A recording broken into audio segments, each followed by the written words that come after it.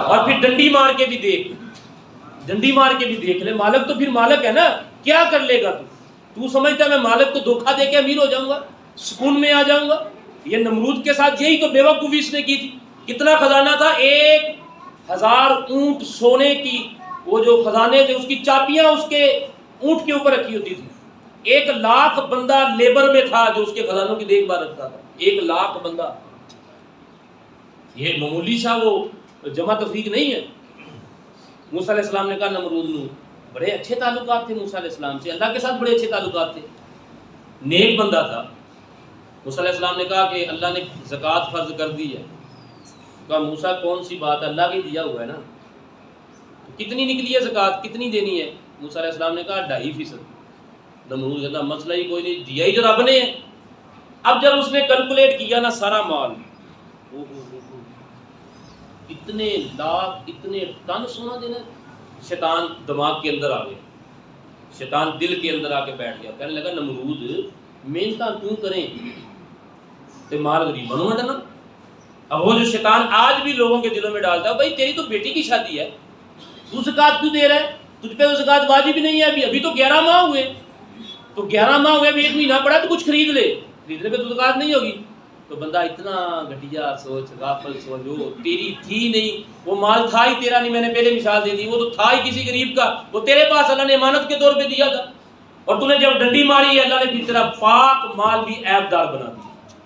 پھر جب نمرود نے کہا موسیٰ میں کیوں دوں زکوٰۃ، یہ تب لعنتوں کا دوگ نمرود کے پڑا تھا، پہلے نمرود بھی بڑا چنگا بندہ تھا۔ تو یہ اللہ آزمائش دیتا ہے، تمہارے پاس مال ہے، اور مال جب تمہارے پاس ہے اللہ فرماتا ہے اس میں سے دے۔ بندہ جب پہلے ہوتا نہیں ہے نا، بندہ کہتا ہے مینوں اللہ توفیق دے تے میں مسجد کا یا لینٹر آئیں چلتے پہ میں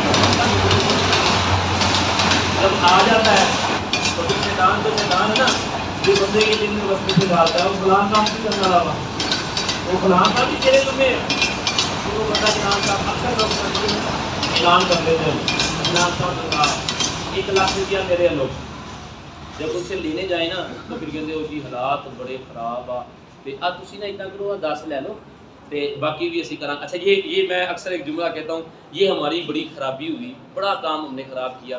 وہ کیا کیا؟ یہ جو اللہ کو دیتے ہیں آپ زکوٰۃ کی مد میں، کسی غریب کی مدد کرتے ہیں، آپ کسی کو ویسے ہی دے دیتے ہیں، ویسے ہی کسی کو خوشی میں دے دیتے ہیں، اس کے دل میں خوشی ڈل گئی ہے نا، کسی مد میں دے دیتے ہیں۔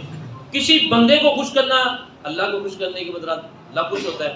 اچھا دے دیا آپ نے، اب میں اکثر ایک جملہ کہا کرتا ہوں کہ جب بانٹنے کی باری آتی ہے نا، بانٹنے کی باری آتی ہے، اب بندے کے حالات خراب ہو جائے نا، مثلا کوئی چیز خراب ہو گئی، کوئی نقصان ہو گیا، تنخواہ ٹائم سے نہیں ملی، یا ویسے ہی قرضہ چڑھ گیا، تو اس بندے کی زندگی کا دار و مدار پتہ کیا ہوتا ہے؟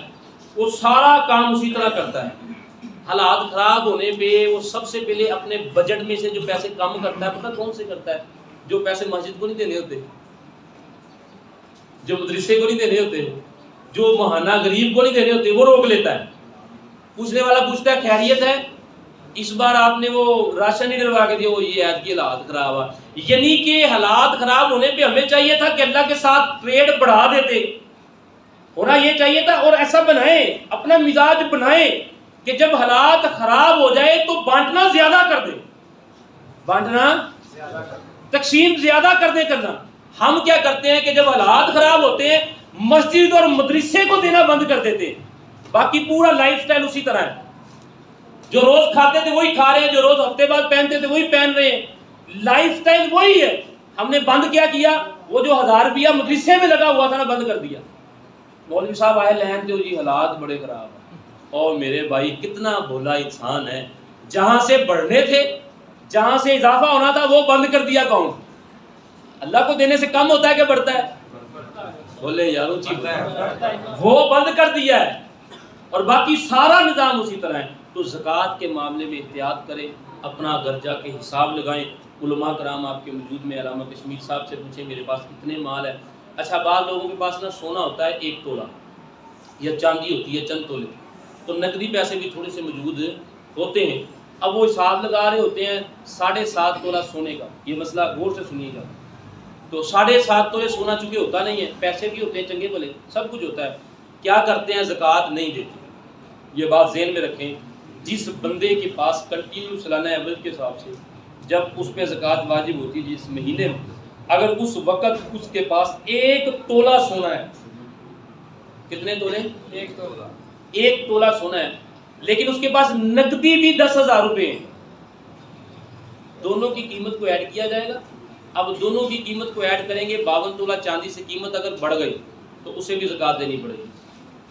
تو لوگوں کے گھر میں زیور ہے 4-4 5-5 تولے، نقدی پیسے بھی ہیں، لیکن کیا کرتے ہیں وہ سونے کو الگ دیکھتے ہیں اور پیسے کو الگ دیکھتے ہیں۔ اس لیے زکوٰۃ دیتے ہوئے ذرا بھی ڈنڈی نہ مارے، بلکہ کوشش کریں۔ اچھا زکوٰۃ کس کو لگ سکتی ہے یہ بھی ذہن میں رکھ لیں، ہر اس بندے کو زکوٰۃ لگ سکتی ہے، ہر اس بندے کو زکوٰۃ لگ سکتی ہے جو بندہ زکوٰۃ دینے کے قابل نہیں۔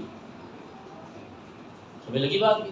یعنی کہ جس بندے کے پاس 80,000 روپے نہیں ہے، جو زکوٰۃ کا مالک نصاب نہیں ہوا، آپ اس بندے کو بھی زکوٰۃ دے سکتے۔ اور زکوٰۃ دینی کن کو ہے؟ وقت کم ہے، میں تیزی سے کرتا ہوں۔ زکوٰۃ دینی کن کو؟ سب سے پہلے زکوٰۃ دینی ہے بہن بھائیوں میں دیکھنا ہے، بہن بھائیوں میں اگر کوئی زکوٰۃ کا حقدار ہے تو پھر باہر جانا ہے۔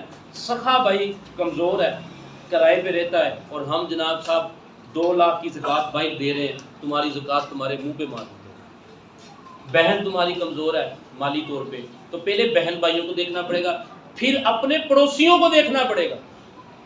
اگر پڑوسیوں میں نہیں ملتا، ہاں پھر آپ باہر آئیں، آپ کسی ادارے کو دیں، آپ کہیں بھی ڈونیٹ کریں تو ہو جائے گی۔ یہی مسئلہ فطرانے کا ہے۔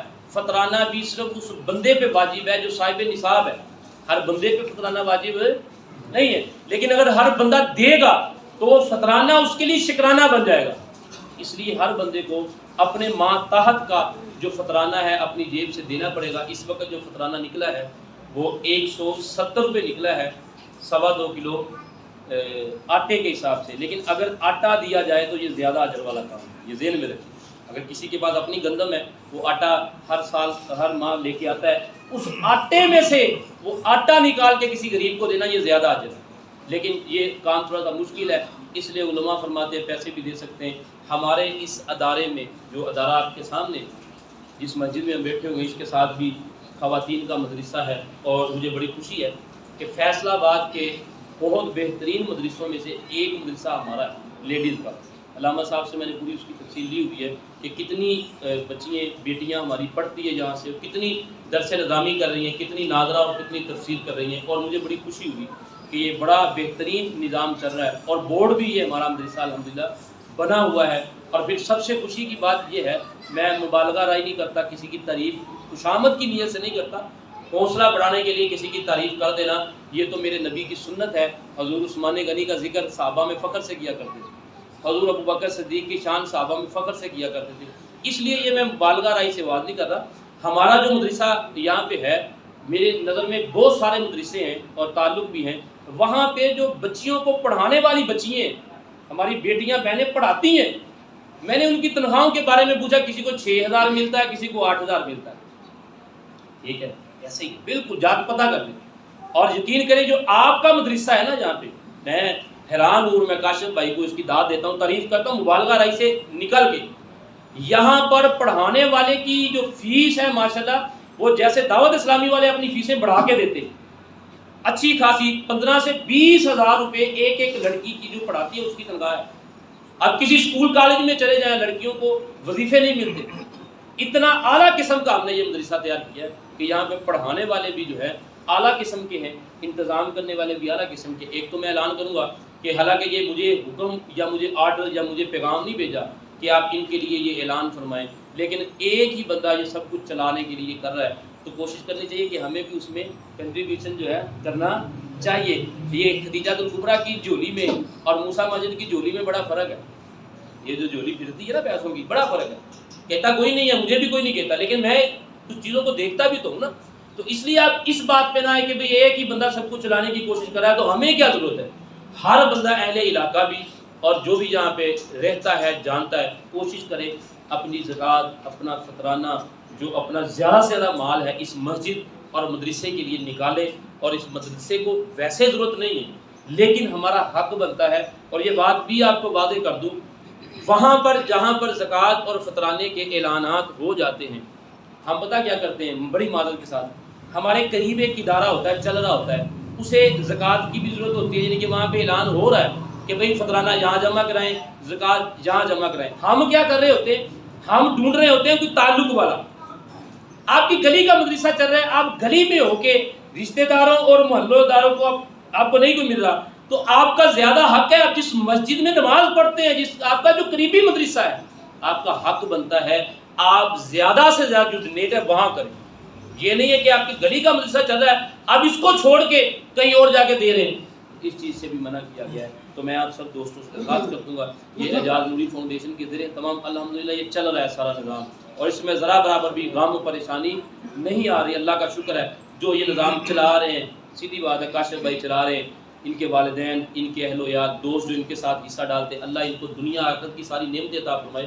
اللہ کرے قیامت تک ہمیں ضرورت نہ پڑے پریشانی کی، اللہ کرے ہمیں نہ ٹینشن پڑے کہ ہمیں کسی اور کے پاس جانا پڑے، سیدھا یہ نظام اللہ ان کے خزانے ان کی جیبیں بھرتے رہے، یہ بانٹتے رہے، لیکن اس کے باوجود ہمیں چاہیے کہ ہم ان کے ساتھ تعاون کریں۔ ان کے ساتھ کیا کرنا ہے؟ اللہ کے ساتھ کرنا ہے، ہم حصہ زیادہ ڈالیں۔ ایک اور مجھے بات یاد آ گئی، ایک بادشاہ تھا حضرت جی، اس نے نہ ایک مسجد تعمیر کی، مسجد تعمیر کرتے ہوئے نا اس کے پاس جتنا خزانہ تھا اس نے لگا دیا، اب نا ایک دیوار رہ گئی تھی اور اس کے پاس ظاہری طور پر خزانہ ختم ہو گیا، اب اس نے وہ چھوڑ دیا کہ چلو بعد میں بنا لیں گے، وقت نہیں تھا۔ ایک غریب بندہ وہاں سے گزر رہا تھا، اس کے دل میں خیال آیا کہ یار یہ 4-5 اینٹیں ہیں یہ رہ گئی ہے، تو اس نے نا وہ مسجد کے متولی کو بلایا اور اسے کہا یار یہ جو اینٹیں ہیں نا یہ میں لا دیتا ہوں تو لگا دے، اور 4-5 اینٹیں لگائی اس نے۔ یہ مولانا روم نے لکھا ہے یہ واقعہ، یہ کوئی ایسی ویسی بات نہیں ہے، وہ اینٹیں جو ہے نا اس دیوار کے ساتھ لگا دی، مسجد کمپلیٹ ہو گئی۔ اب یہ جو بادشاہ رات کو سویا تو اس نے دیکھا کہ اس کو اللہ تعالیٰ نے اس مسجد بنانے کے لیے بہت وسیع بڑا محل دیا ہوا ہے، 7 گارڈ، 7 وہ حورے، 7 وہ ملازمین، بہت بڑا کچھ دیا ہوا ہے۔ تو اس نے پوچھا کہ یار یہ محل مجھے اللہ نے کس نعمت کے بدلے دیا؟ اس نے کہا جو آپ نے مسجد نہیں بنائی اس کے بدلے میں۔ اچھا اس محل کے ساتھ نا ایک چھوٹا سا محل ایک اور بنا ہوا۔ بادشاہ نے کہا یہ کس کا ہے؟ تو اس نے کہا وہ جو تمہاری مسجد کی چند اینٹیں رہ گئی تھی نا اور جس غریب بابے نے لگائے تھے نا یہ محل اس کا ہے۔ اچھا یہ بیوقوف تھا بادشاہ تھوڑا سا، اس نے صبح ساری مسجد شہید کروائی اور اعلان کر دیا کہ اب میری مسجد میں کوئی بندہ پیسہ نہ دے، اعلان کر دیا کوئی بندہ نہ فنڈ دے، کوئی بندہ نہ چندہ دے، اکیلا ہی بناؤں گا۔ اب اس نے اکیلا جناب صاحب پوری مسجد کو A to Z بنایا، اور اگلے دن خواب آیا کہ اللہ تبارک و تعالیٰ اس سے ناراض ہے اور وہ جس کا مال آلریڈی بنا ہوا تو اس کو گرا دیا گیا۔ اللہ تبارک و تعالیٰ کے فرشتوں نے کہا کہ بات یہ ہے کہ پہلے جو تو نے مسجد بنائی تھی محبت اور خلوص سے بنائی تھی، اگر کسی غریب نے حصہ ڈالا تھا اس میں تیرا فائدہ تھا، اور تو نے اس غریب کے کہ میری مسجد میں کوئی اور حصہ کیسے ڈال دے، اللہ نے تیری نیکی بھی قبول یہ سمجھانے کے لیے اس لیے کہا کہ چلنے کو ایک بندہ بھی اس مسجد کو چلا سکتا ہے، لیکن آپ کی اینٹیں لگے گی نا تو ان کے محل کے ساتھ چھوٹے چھوٹے ہمارے بھی محل بن جائیں گے۔ ٹھیک ہے، مسجد اور مدرسے کو زیادہ سے ڈونیٹ کریں۔ مالک کریم سے دعا ہے اللہ تعالیٰ ہماری حاضری کو قبول فرمائے۔ آج اعتکاف پہ بیٹھیں گے خوش نصیب لوگ، اور بڑی فضیلت ہے اعتکاف پہ بیٹھنے کی، تو یہاں بھی لوگ بیٹھیں گے خوش نصیب۔